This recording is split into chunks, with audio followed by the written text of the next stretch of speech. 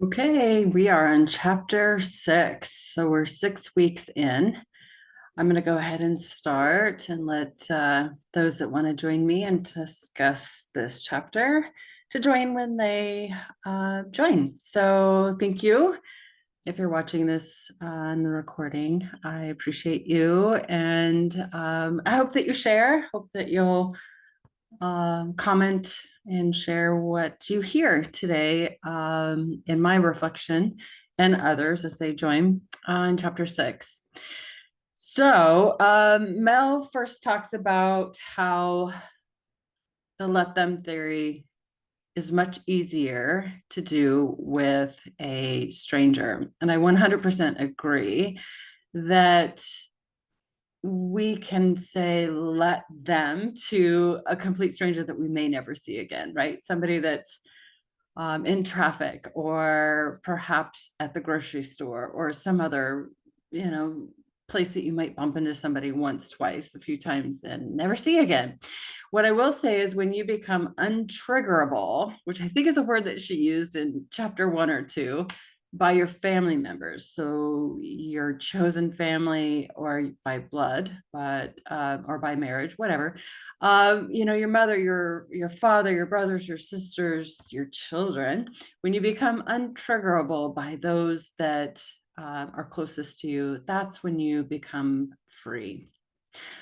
As she does suggest in this chapter, and I think pretty much every chapter, is start small, right? So use the let them theory, working with strangers, right? People that are less connected with your world. Start working with people that tailgate you in traffic or cut in front of you at the grocery store line, or, maybe walk through a door and let the door come flying at you. So work with those that are smaller instances. And what it is it's learning to train your mind and your brain, two different things, muscle memory. It's wanting to be able to use this, if we want to call it a tool or a theory, as Mel calls it.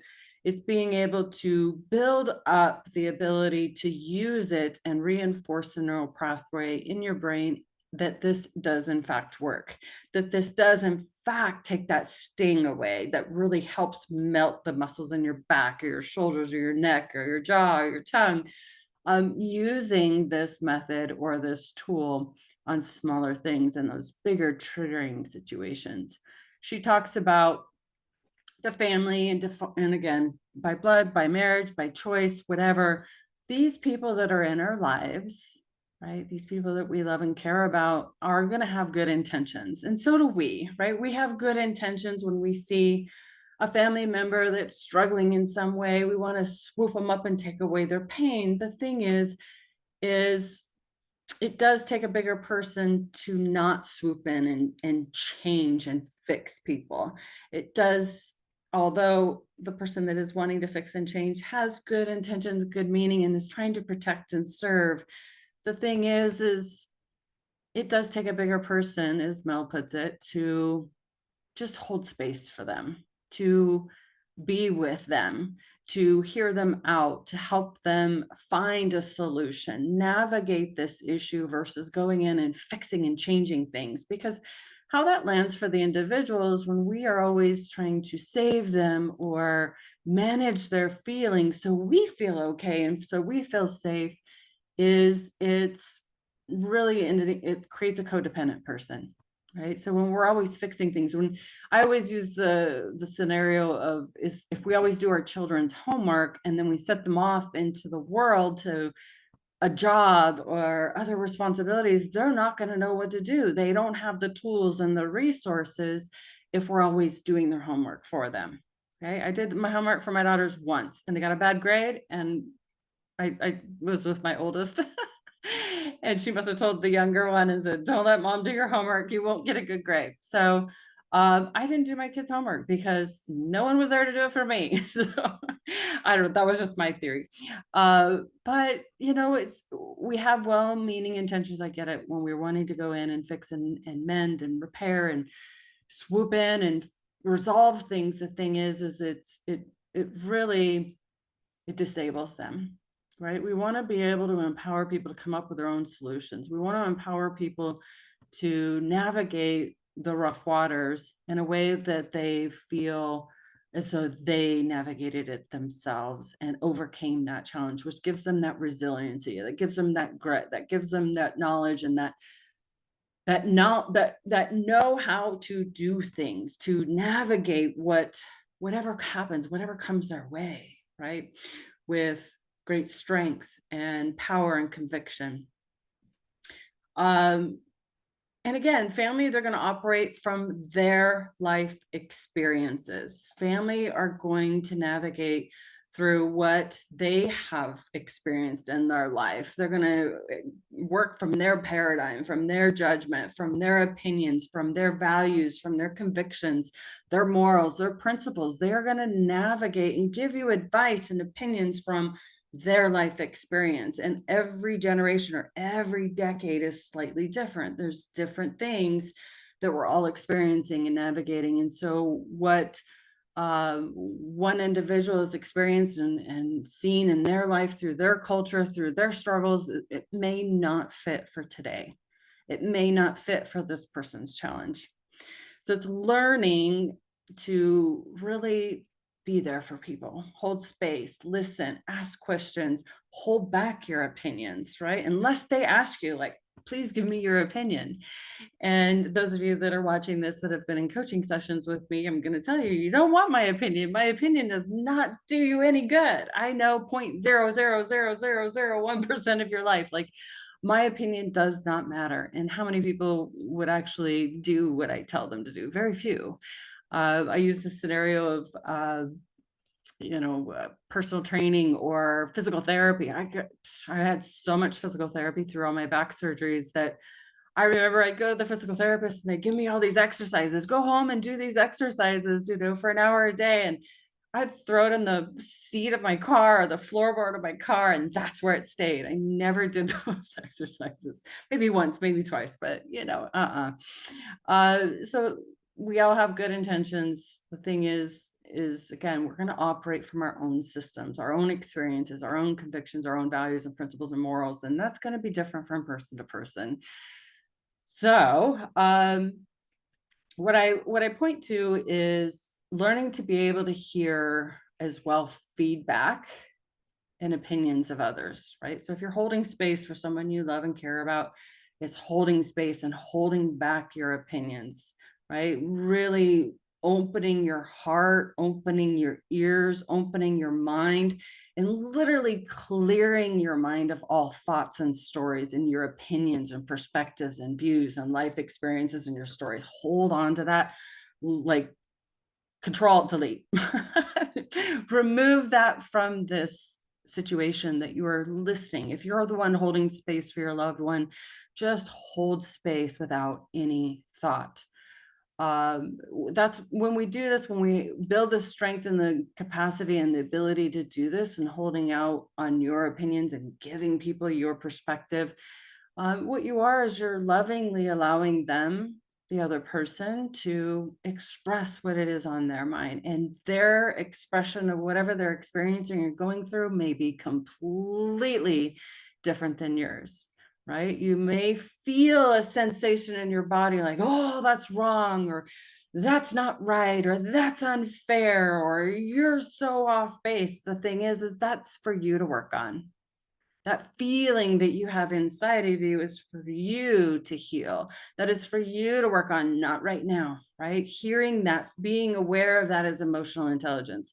Being able to feel a sense in your body to interject or interrupt and stop them and tell them what to do and how to fix things is for you to work on, right? So it's learning to feel that sensation and going, oh, there's an alarm, there's an alert, there's something I need to, implement or work on later. But in this space, it's really reassuring your brain and your mind, I'm okay, they're okay, I'm just here to hold space, right? Allowing other people to have their own opinion, allowing people to have the space and capacity to say whatever's on their mind. The more we let people speak and share and ask questions from curiosity, the more trust and goodwill is built in that dynamic.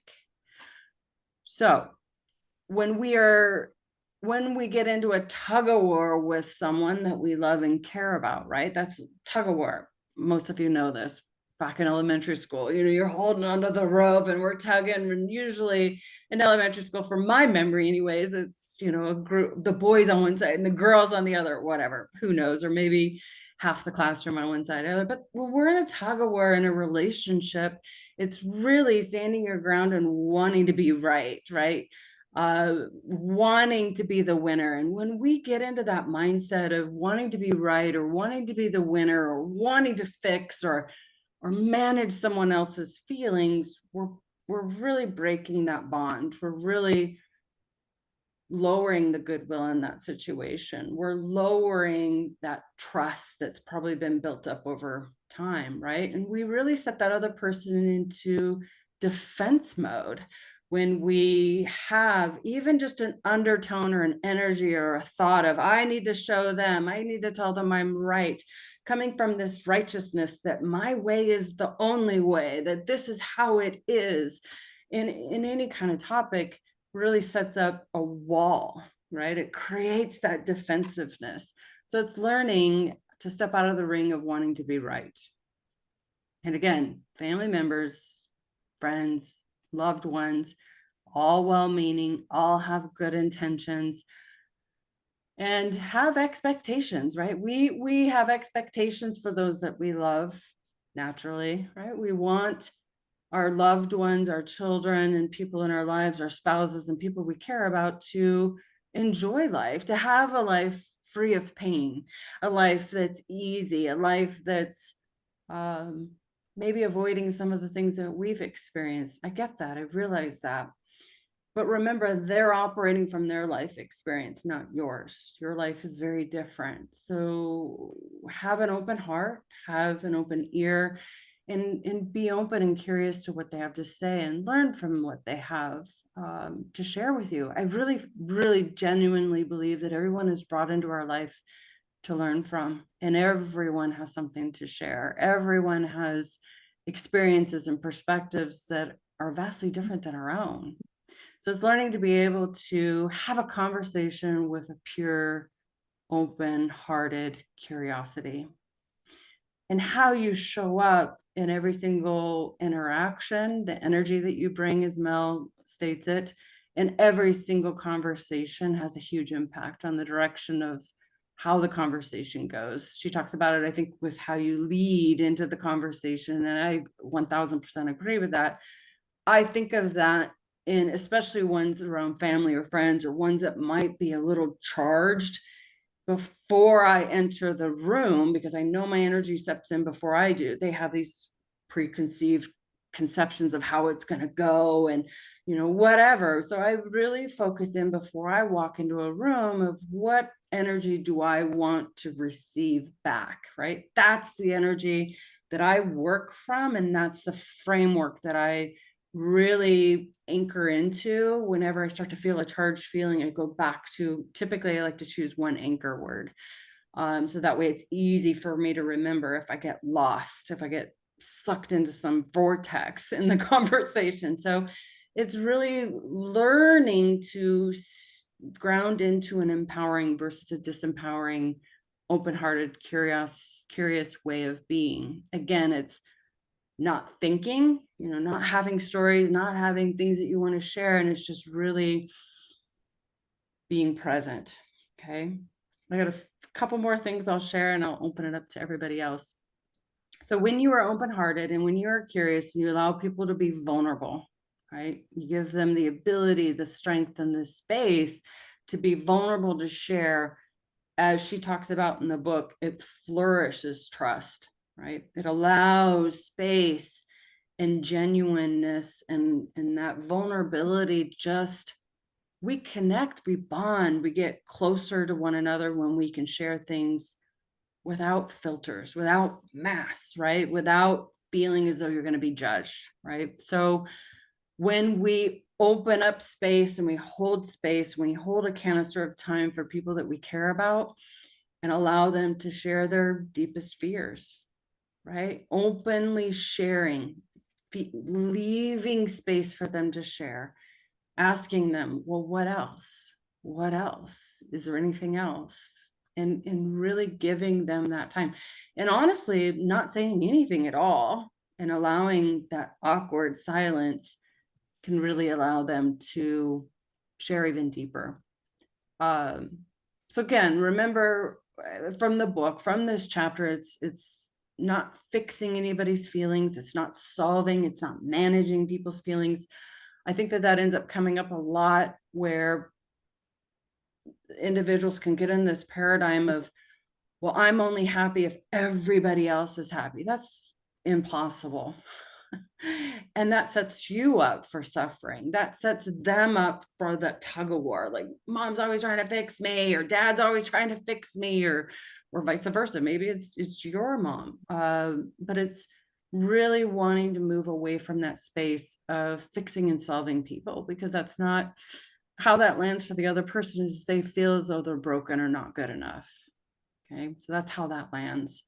Mel describes it as the let them theory in this chapter about operating with more grace, and compassionate, right? Opening with more grace, more kindness, more compassion, and just let them, right? So again, we don't have the answers for anyone else's life. We know very little about their reality, even if it's somebody that we're married to or have decades of experience with. We still do not know the full story. We still do not know what's going on in their reality, how they think, and what my husband fascinates me all the time. like he went to Costco yesterday, the first time all by himself, went to Costco. And I told him the main thing that we need is steaks. That's all I said to him. What did he do? He went into Costco, and the steaks are all the way at the very other end of the entire store. And what did he walk out with? Steak. Like, how do you do that? Like, how do you walk out of Costco with just steak? Like, it's probably, I don't even think it's humanly possible. But what is going on in his brain? Probably just steak. And not me. I'm not, I don't have that strength. So I admire that. But she goes into this chapter about how you relate to anyone's opinion. I loved that. Right. So it's not with the words that other people say, right? So if someone yells at you and says, I hate your purple hair, or you look like a banana, you know what that says? It says nothing about you. It says everything about them. We human like to make meaning out of what people say. Us human beings want to take things personally, but who's suffering, right? When we take things personal, when we make meaning out of things, we do. So it's really relating to other people's opinions. The relationship we have to what other people say or think is not in our lane, has nothing to do with us. So it's allowing other people to have opinions and not wanting to change their opinion. Allow them, let them have an opinion about you. Let them be comfortable. Let them suffer whatever they're going through. I'm almost done. Couple more points. Always when I write my notes, I'm like, oh man, this is longer than I thought it was. I like to ramble for about 20 minutes. So we're really close. So I think allowing people to have their own opinions without getting caught up in it, right? Without making it mean something about us. One of the things that I love to say in coaching, and sometimes I get a little bit of a backlash on it initially, is simply say, you could be right. If somebody says I look like a banana, I'm like, you know what, you could be right. And I could be wrong. Learning how to come up with those phrases and use them in a time that somebody has feedback that, there's some truth in it. Otherwise, they wouldn't say it, right? So it's being willing to see the 2% truth in what they're saying. Be willing and open to see it, because what we don't see, we can't fix. What we're not open to, what we're not willing to hear from someone else without making meaning out of it, we're kind of just meandering through the dark and not, not open to learning and growing and evolving. So And she goes on to say the lens in which we view life from is unique, and so 100% true, right? So I like to say that all of us, our life experience and how we experience our reality is like our fingertips, our fingerprints. All of our fingerprints are unique, and so is our reality, right? Our reality and what we feel has everything to do with what we're thinking and believing in the moment, right? So there's a lot of speak out there about validating people's feelings. Everyone's feelings are valid because it's what they think and what they believe in that moment. So validate them. I could see how you would feel that way. That makes sense how you feel. That's all you got to say. You don't have to agree with it. Mel goes on into her personal experience about marrying Chris and how there was such deep disapproval from her mom. And over a period of time, her mom grew to love him. That was a big chunk of this chapter. And this also, I reflected on it in a way that how I was raised. I was raised in a way that was very rigid and very, this is the way, this is the only way, this is it. And what's interesting about it is I read this chapter, kind of like, reflected on it. And I really truly believe that I rebelliously was like, well, what else is there? Right? Not in a spiteful, mean way, but in a way that's like, I hear you, but what else is there? Maybe it's that childlike curiosity that I was born with. I don't know, but I call it a little bit of rebellion because I'm very different than how I was raised, and I'm grateful for that. And I also believe that I brought that into my relationship with my daughters as well. I allowed them to develop their interests, their likes. I believe that I gave them a wide variety of experiences. I even had a great conversation with my youngest this last weekend. It's like, aren't you glad that we went camping? I mean, I used to have the motorhome ready by Friday. Every Friday it was stocked and loaded, and I drove them outside of cell phone range without internet. I drove them out in the wilderness for the whole weekend, would drive back Sunday night. And of course, the phones would explode. But I appreciate that, and so do they. And I allowed them both at different periods of time. They wanted to go vegan for a whole 12 months, and they did it, right? I encouraged them to dabble and try. And I don't know anything about a vegan diet, so come to the grocery store and put whatever you need in the grocery cart. I allowed them to experiment and play and enjoy that. So I do agree that, as she talks about, and kind of in many different ways in this chapter, is that we all have our own frame of reference. We all are all operating from our own lived experiences. And it's allowing people to have their own opinions, because their opinions, their perspectives, their expectations, their rules are all based on how they're raised, their culture, their experiences. So with that all said, I'm going to end right there because I could go on more. As I look, I have even more notes. I didn't realize this chapter, I got a lot out of it. I kind of, when I listened to it on audiobook, I was like, oh, there's quite a lot about her marriage and her husband, but I do have some great notes. But I want to hear from you guys. If anything I said sings to you, or if you want to add what you heard in this chapter or your own experiences. So feel free. Catherine, Linda, my sister, can't get on the site. She told me to tell you. I can hear my watch. I was struggling too. It wouldn't let me in. It's weird. It is weird. It is weird. I figured it's just, I don't know. Don't worry. She's texting me right now saying, please tell her I'm still trying to get in.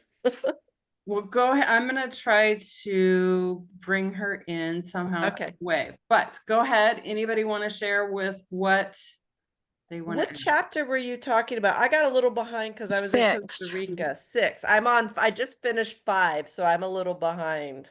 It's okay. It's okay. Yeah, I Yeah. had jury duty yesterday, so I didn't get as much reading in as I thought, but I'm excused now. Oh, good. So I'll get caught up this week. you're not in quarantine or anything. No. Good. Good. Anything you want to add to what on chapter 5 or wherever you are, whatever you're learning, whatever you're I wanted to tell you, I don't know if you recall, because it was a couple weeks ago, my friend that I was traveling with is always late. And we came up with how it didn't work.